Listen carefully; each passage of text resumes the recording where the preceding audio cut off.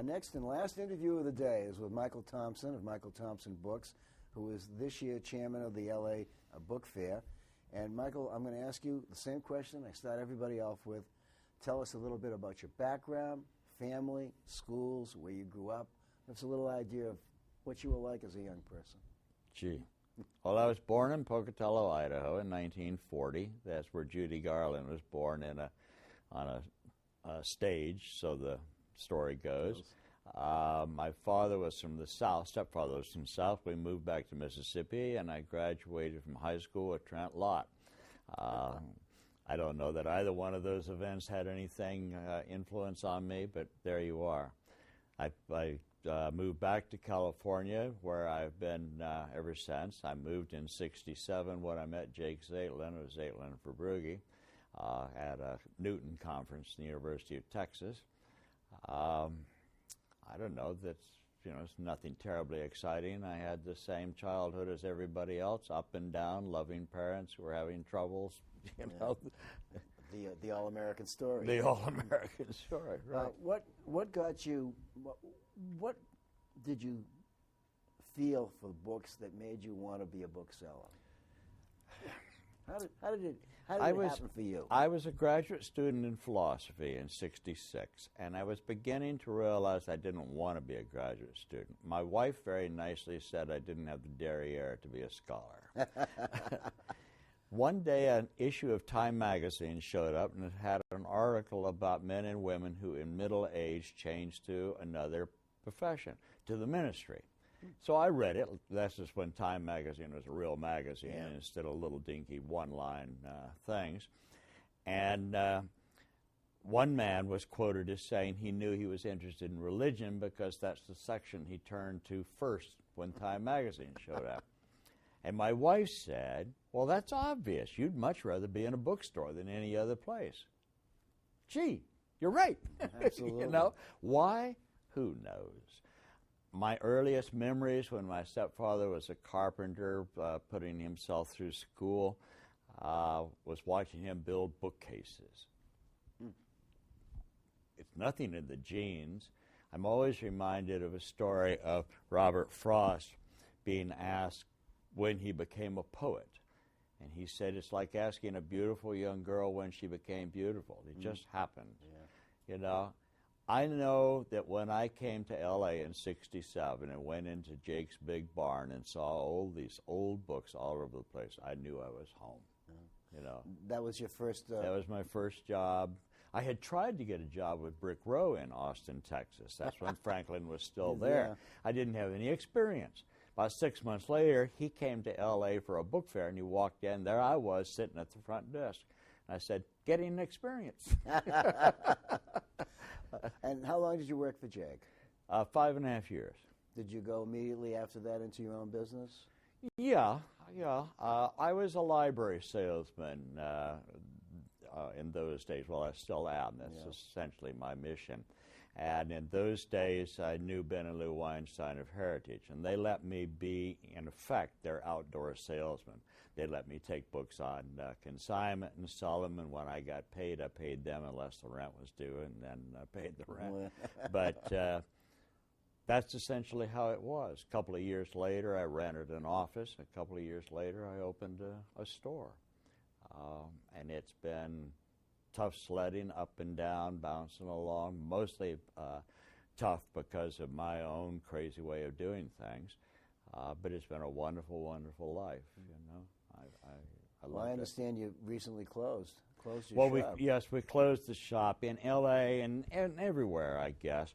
The Internet has killed the small book, inexpensive book market. I mean, it's so easy to buy it on so many other places. And the rent's going up, When our rent was $2,000, as it had been for 10 years, we were happy to stay. When they raised it to $65, it was time to move. And so we rented a small office about a half a block away, took the cheap books home. They're still on the Internet. 4 or 5 of them sell a week. And in the office, we're working into becoming full-time antiquarian booksellers. Besides Jake Zeitlin, what other booksellers were sort of mentors or guided you on your path as a young bookseller? Well, L.A. had a number of people at those times that were heroes, mentors. One, Max Hunley. I mean, there was only one Max Hunley. But I love that guy. Bennett and Marshall, old Krusty Bob, the professional Scot. I liked to hang around there. I had a hard time drinking his Scotch whiskey, but as you know, I drank everything else. I don't know. Dealers in general, I was just telling someone a few minutes ago that the biggest professional mistake I made was not joining the association about 20 years before. When I did join, I had the wonderful option of every person writing a letter and sponsoring me could have been, like yourself, a former president of the association. I mean, there were 5 or 6 guys that I knew well enough. I knew Ed Glazer when he was out on the road like I was. We met at Toronto book fairs and so on and so forth. So it was a whole bunch of people. No one, other than Jake, no one specific. No one specific, I don't think, no. Well, you grew up in an era where L.A. had a very vibrant book-selling community. True. That's true. And now as I look around, as you've done, they're closing shops left and right. Very few on this street. Bill Daly closed his shop, I heard. Yes. He's working out of his house. It's very accessible. It's right off of a main street, so you can find him. But, it's closing down, Talk a little bit about the Internet, how it's affected your business, and how you've been able to transition from non-computer to computer. Right. Well, as I just said, it really killed the scholarly book market. The whole definition of scarce is gone. A guy could have a book that he got every other year in his field, and he could honestly tell his customer it was a scarce book. Now you look online, and there are 10 of them. Now, they may be all the way from England to Finland, but obviously it's not scarce in the same way. Human nature, you look online trying to figure out what to price your book. There are 10 copies, some of them going way down. You price yours at the bottom. You have to sell it, On the other hand, you have another book in your hand, and there are 2 copies, the price goes up. On the other hand, the Internet has made everything so much faster and so much more accessible. I'm online all the time. First thing I do every morning is answer my mail, which means getting rid of 40 pieces of spam. Me too. There's so much garbage. Oh, God, it's horrible. I got a letter from... It was right in the midst of all this mail. It was just last week, and it said, Warren Christopher wants to talk to you. Please write this address. And I thought, and the Queen, too. So I got to the end of my stuff, and there was another letter, honest. Warren Christopher would like to speak to you. He needs these books appraised. So I wrote the office and I said, I'm sorry, I thought it was spam, And they wrote back and said, we understand, it happens to us all the time. And a few minutes later, the Warren Christopher called me. And the long and the short is, it's the next week I'm going to go try and figure out what to do with his books and papers and so on. That'd be great. But, that was a totally new media age sort of awareness. If I'd heard...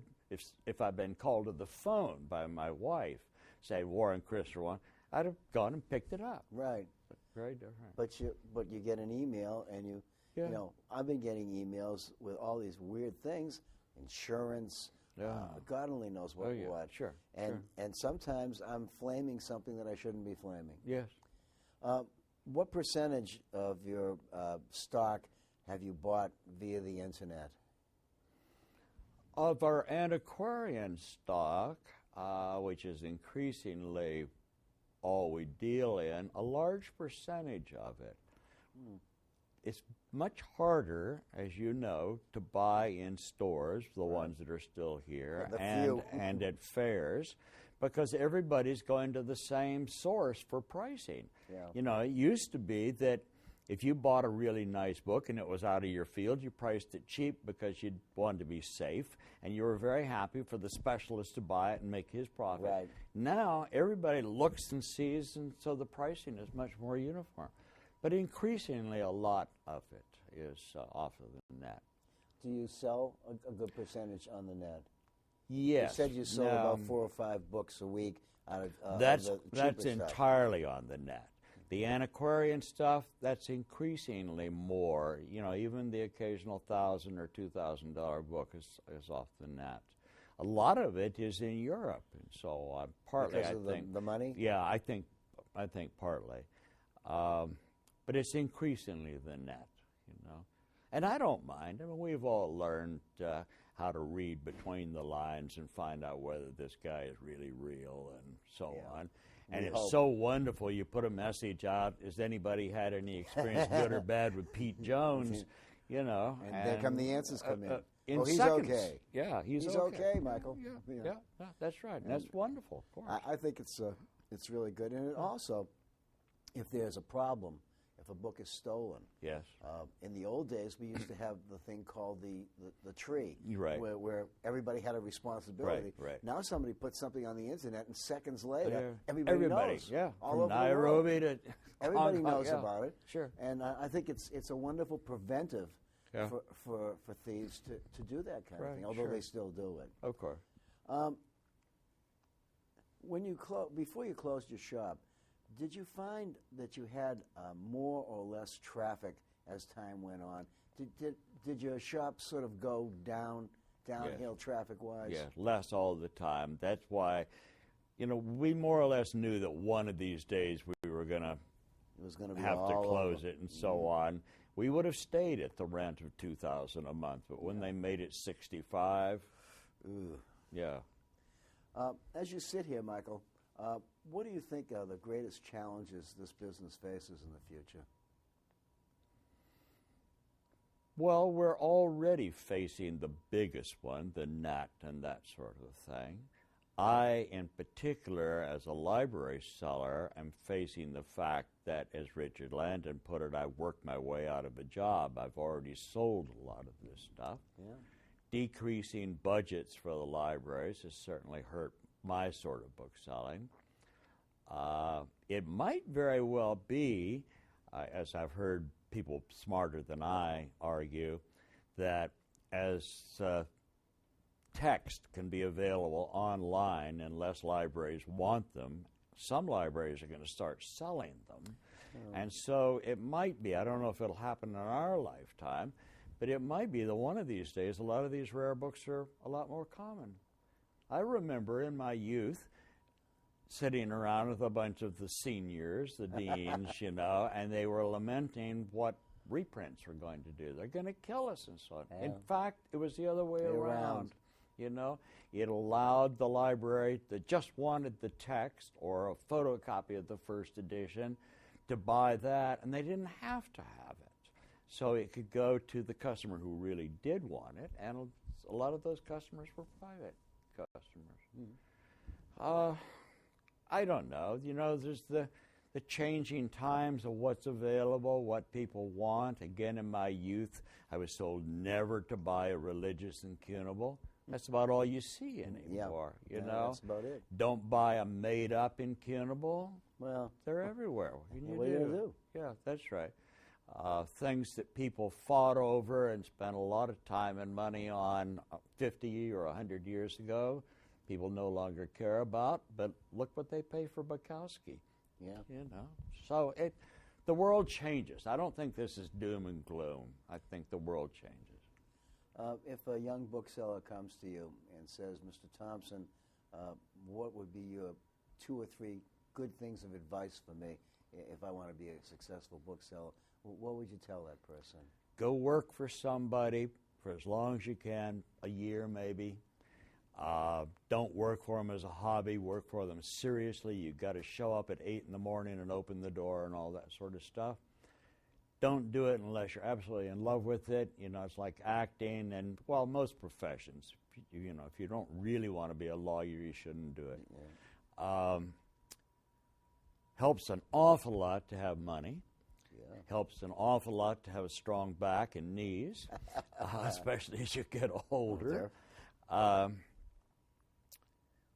Find your particular intellectual and commercial area, medium, you know. David Lesser sells pamphlets of early American law and legal history and so on. It bores me to tears. But David's one of my best friends. He's a hell of a good bookseller. Oh, he is a very good one. He's probably going to be elected into Groyer tonight. Oh, that'd be nice. Yeah. I've been sponsoring him, and he's come through the works. I don't know. You know, it's... There's lots of questions and lots not of too many questions, answers. yeah. What part in your career does your staff play? Oh, very important part. I don't really have a staff other than my wife and our partner, Carol. The three of us are partners. We each do our own thing. Kathleen is pretty much stays in the store because she doesn't like to travel. She's had the bookkeeping job pushed on her, which she's ill-prepared for, but she does it. Yeah, she does. Carol is the cataloger. I'm the salesman, indoors and outdoors. There's a lot of fuzzy overplay all the way around. Carol's very, very accomplished, a lot of experience working for Heritage and so on. We'd be hard-pressed for any of the three of us to die or disappear or something. It would be very difficult replacing, you know. Not that we couldn't, but it'd be very difficult. What do you see for yourself in the future? Will you continue to keep the small office? Will you continue to do work out of your house? Will you continue to have the triad? Yes. We don't anticipate, you know, we'd like a larger office. I don't want to go home. First of all, we have a small house, and secondly, I at least have to get out. Yeah, I know the feeling. It can be anywhere, but I have to leave the house and go do it. A larger office, probably. Maybe if I won the lottery, I'd hire a couple of youngsters to schlep the stuff, so on and so forth. But all I hope for and look for is decent enough health that I can more or less sell books to the end, you know. I don't worry about dying. I just don't want to have a debilitating stroke. Yeah, I'm very fortunate that I love what I'm doing, and, you know, God willing, if my health held up, I'd do it till I was 100. I really would. I feel the same way. Yeah, I know you do. Michael, thanks for the interview. You're very welcome. welcome. Thanks for your time and your insight. Yeah. Appreciate it. Yeah.